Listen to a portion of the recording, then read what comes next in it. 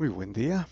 Tenemos la lectura de la liturgia de la palabra del día miércoles 22 de octubre en la 29ª semana del tiempo ordinario, ciclo C. Celebramos a San Juan Pablo II, Papa. Bueno, ¿quién no conoce al Papa Juan Pablo II? El Papa número 264 de la Iglesia Católica como sucesor de San Pedro. No fue canonizado en corto tiempo, solo 9 años, por el Papa Francisco. Bueno, muy recordado por haber restaurado, ¿no?, la devoción a la Divina Misericordia, entre otras muchas otras cosas más. Muy bien, vamos a la primera lectura de este día. Continuamos con la lectura de la carta del apóstol San Pablo a los Romanos, capítulo sexto, versículos del 12 al 18. Nos dice San Pablo: Hermanos, que el pecado no siga reinando en su cuerpo mortal, sometiéndose a sus deseos. No pongan sus miembros al servicio del pecado, como instrumentos de injusticia, antes bien, ofrézcanse a Dios como quienes han vuelto a la vida desde la muerte, y pongan sus miembros al servicio de Dios, como instrumentos de la justicia. Muy bien, aquí San Pablo se refiere a que si ya hemos sido bautizados, hemos obtenido la justificación, se han lavado nuestros pecados, entonces hemos muerto, como dice San Pablo, con Cristo en la cruz, y Él nos ha asumido en la vida nueva, que es la vida en Él. Hemos entrado a ser miembros de su cuerpo, ¿no? Y por lo tanto, el pecado de la carne, ¿no?, ya quedaría atrás. Ya tendríamos que vivir espiritualmente, ya no carnalmente, ¿no? Esto es importante. Bueno, y continúa. Porque el pecado no ejercerá su dominio sobre ustedes, pues no están bajo ley, sino bajo gracia. Bueno, aquí se refiere bajo ley mosaica, ¿no? La ley que los judíos tenían que obedecer para obtener la justicia por la ley, ¿no? Acá ya es por la gracia, el don gratuito de la justificación, de la redención lograda o obtenida por Jesucristo con su muerte en la cruz como sacrificio y su resurrección. Entonces, estamos bajo la gracia, ¿no? Él gratuitamente, como don, nos ha alcanzado esta gracia. Por eso, con el bautismo nos alcanza la justificación, o sea, somos hechos justos, ¿no?, por los méritos de su muerte y de su resurrección, y pertenecemos a Él, ¿no? Somos miembros de su cuerpo. Por eso no podemos caer y retroceder al pecado de la carne, ¿no?, porque sería negar nuevamente, apartarnos de Él, ¿no? Y eso es lo que ocurre con el pecado mortal. Y la solución es la confesión, el arrepentimiento y volver a la gracia santificante. Bueno, y continúa. Entonces, ¿qué? ¿Pecaremos puesto que estamos bajo la ley? Perdón, ¿pecaremos puesto que no estamos bajo la ley, sino bajo la gracia? En absoluto. ¿No saben que cuando ustedes se ofrecen a alguien como esclavos para obedecerlo, se hacen esclavos de aquel a quien obedecen? Bien del pecado para la muerte, bien de la obediencia para la justicia. Bueno, entonces, eh, eh, esto obviamente lo dice aquí eh, con un grado de, digamos, una contradicción sería, ¿no? Y al considerar que si ya no estamos bajo la ley, entonces pequemos, ¿no? Y dice, no, estamos bajo la gracia, somos seres espirituales. Si volvemos al pecado de la carne especialmente, entonces nos hacemos esclavos del pecado, ¿no? O sea, somos ya de Cristo, espirituales, ya no de la carne. Hemos muerto, en el bautismo hemos muerto, ¿no?, al pecado. Y ya somos espirituales, pertenecemos a Cristo, ¿no? Como Él es cuerpo espiritual, nosotros pertenecemos a ese cuerpo. Y entonces ya obedecemos para la justicia, para lo que nos ha alcanzado el Señor Jesús, que es la justificación por la gracia, que es la gracia inicial, ¿no?, de su redención en la cruz. Y continúa, pero gracias sean dadas a Dios, porque eran esclavos del pecado, mas han obedecido de corazón al modelo de doctrina al que fueron entregados, liberados del pecado. Ustedes se han hecho esclavos de la justicia. Bueno, y termina con esta declaración que también eh, pone el colofón, ¿no?, a la doctrina sobre la justificación y la gracia. Entonces, antes del bautismo, dice San Pablo, ustedes eran esclavos del pecado, de la carne, seres carnales. Pero al haber obedecido, al haberse bautizado y recibido la gracia con el perdón de los pecados, la justificación, entonces han obedecido al modelo de doctrina, ¿no?, al que fueron entregados. ¿Cuál modelo de doctrina? Es al Evangelio. Y con eso a la profesión de fe que hace todo bautizado, ¿no? Todo el rito del bautismo es una profesión de fe. Y en el rito del bautismo, con el agua, llega el Espíritu Santo y justifica al pecador gratuitamente, ¿no? Es importante, lo hace gratuitamente, es la entrada del ser humano a la gracia y se hace parte del cuerpo místico de Jesucristo, que es su iglesia, la iglesia católica, ¿no?, universal. Y como consecuencia nos hacemos esclavos de la justicia ya, ¿no? No esclavos del pecado y de la carne que lleva a la muerte.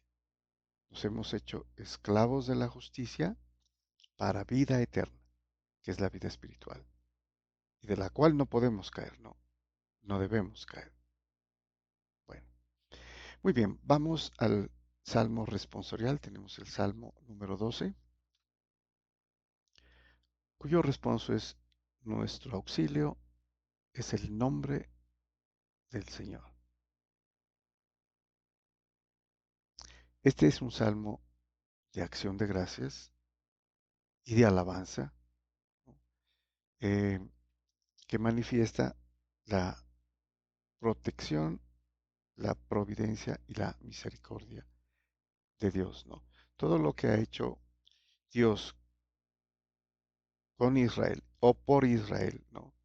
Que le ha pagado tan mal. Y de hecho lo ha castigado o lo ha dejado a la deriva, ¿no? Al rechazarlo, al rechazar a Dios.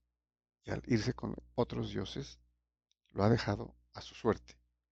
Y por eso fueron expulsados, fueron eh, vencidos por muchos enemigos, ¿no? Pero el Señor se apiada, se acuerda de su misericordia y de la promesa hecha a Abraham. Y los vuelve a su tierra, ¿no? Bueno, nos dice el salmista, si el Señor no hubiera estado de nuestra parte, que lo diga Israel, si el Señor no hubiera estado de nuestra parte, cuando nos asaltaban los hombres, nos habrían tragado vivos, ¿no? Los enemigos. Hubiera desaparecido Israel, ¿no? Tanto el pueblo del norte, ¿no? Samaria, como el del sur, Judea, fueron deportados, hubieran desaparecido. Pero fue Dios, por su misericordia, que los trajo de vuelta, ¿no? Especialmente a los judíos que reconstruyeron Jerusalén, ¿no?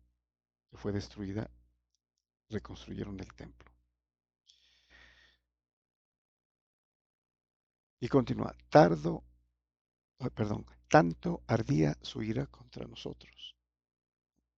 Aquí se entiende la ira por la infidelidad de Israel. Nos habrían arrollado las aguas, llegándonos el torrente hasta el cuello. Nos habrían llegado hasta el cuello las aguas impetuosas. Bendito el Señor que nos entregó en presa, que no nos entregó en presa a sus dientes. O sea, los salvó, ¿no? De los enemigos. Hemos salvado la vida como un pájaro de la trampa del cazador. La trampa se rompió y escapamos. Nuestro auxilio es el nombre del Señor que hizo el cielo y la tierra. Bueno, aquí utiliza esta figura del pájaro, ¿no? Que escapa de la trampa del cazador. Eh, y la trampa, dice, se rompió y escapamos. Pero no es así en la realidad, ¿no?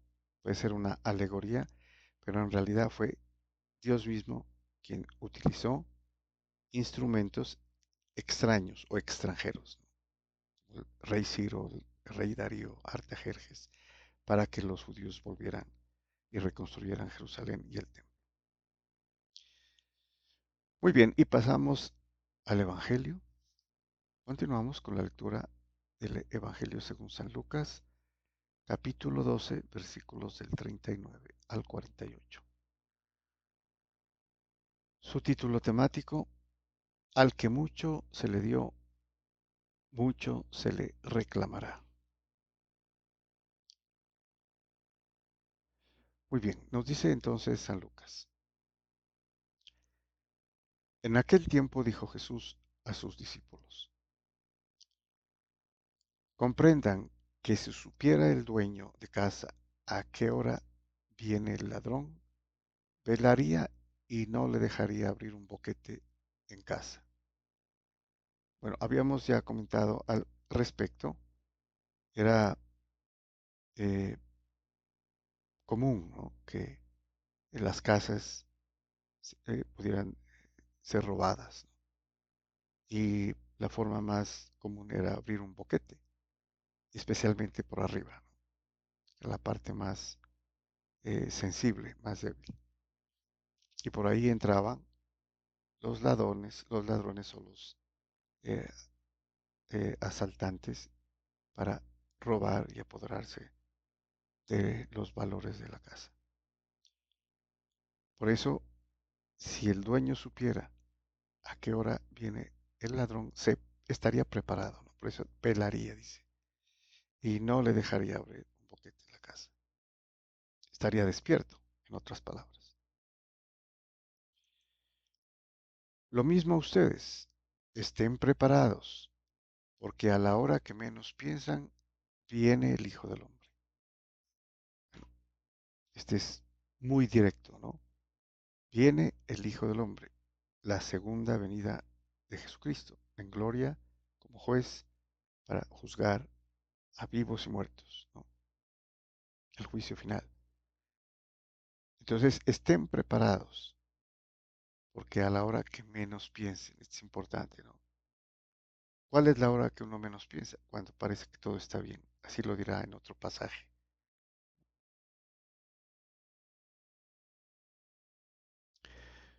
Pedro le dijo, Señor, ¿dices esta parábola por nosotros o por todos? Y el Señor dijo, ¿quién es el administrador fiel y prudente a quien el Señor pondrá al frente de su servidumbre para que reparta la ración de alimento a sus horas? Bueno, San Pedro aquí le pregunta, ¿no? Que si la parábola del ladrón que tiene que estar preparado para cuando vengan a abrir un boquete en la casa y robar. Y les dice, le dice San Pedro, porque él está preocupado de si eso se refiere a ellos, que son los 12, o a todos, ¿no? A toda la gente. Porque hay que recordar que los 12 serán los pastores, ¿no? Cuando el Señor se ausente.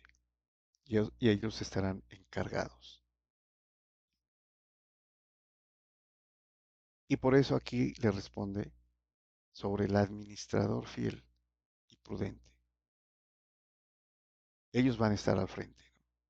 Al frente de la servidumbre, al frente de la iglesia, para servir, para, dice aquí en la figura, para que reparta la ración de alimento a sus horas. Podría referirse a la Eucaristía, ¿no? Bueno, y continúa. Bienaventurado aquel criado a quien su señor al llegar lo encuentre portándose así. En verdad les digo que lo pondrá al frente de todos sus bienes, o sea, en la segunda venida del Señor. Pero si aquel criado dijere para sus adentros, mi señor tarda en llegar, y empieza a pegarles a los criados y criadas, a comer y beber y emborracharse, vendrá el señor de ese criado el día que no espera y a la hora que no sabe, y lo castigará con rigor, y le hará compartir la suerte de los que no son fieles. Bueno, el criado aquí, cuando se refiere al criado, en realidad es el administrador, el mayordomo, a quien se le ha confiado la administración, en este caso de la iglesia. Y continúa, el criado que, conociendo la voz, la voluntad de su señor, no se prepara ni obra de acuerdo con su voluntad, recibirá muchos azotes. Pero el que sin conocerla haga algo digno de azotes, recibirá menos. Bueno, entonces al que sabe, al que conoce, al que tiene el conocimiento, ¿no?, de lo que el Señor le dice, entonces, y no se prepara ni obra de acuerdo con su voluntad. Aquí es importante, ni obra, o sea, ni realiza, ni trabaja de acuerdo con su voluntad, la voluntad del Señor, en este caso de Jesucristo, recibirá muchos azotes. O sea, será castigado. Pero el que sin conocerla ha hecho algo digno de azotes, recibirá menos. Entonces, parece lógica, ¿no? Lógico el castigo. El que sabe mucho, que comprende y no se porta de acuerdo a la voluntad de su Señor, pues recibirá bastante castigo. El que sin conocerla no, se porta en el sentido de eh, recibir azotes, pues recibirá menos. No será un castigo fuerte. Y termina, al que mucho se le dio, mucho se le reclamará. Al que mucho se le confió, más aún se le pedirá. O sea que hay dos verbos, ¿no? Dar al que se le dio, mucho se le reclamará. Puede hacer referencia a los talentos, que son dados, ¿no? Son dones, los carismas. Al que mucho se le confió, este ya es confianza, este ya es, el Señor ha puesto su confianza en el administrador, ¿no? Para que haga su trabajo. Dice, más aún se le pedirá. O sea, se pedirá cuentas, ¿no?